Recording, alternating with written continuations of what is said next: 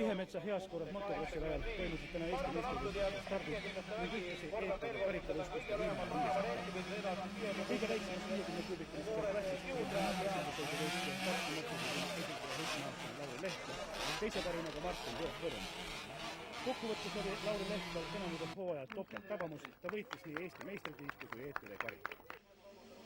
60 kuubikulistel oli tänaseks EETV karikavõidu võimalus veel 4 poisil, kui Võru sinipinnu võistleja Jaavi Näkkas oli võitud esimese sõidu, siis selge ja EETV karikas.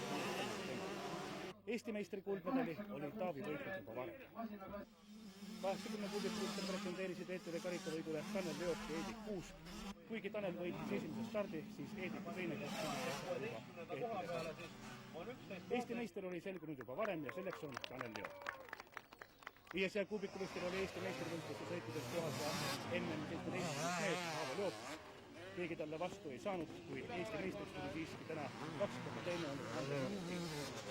Nädala pärast toimub Inglismaal rahvuste karikakross, kuhu Eesti meeskond sõidab koosseisus, kus Taanso Andres.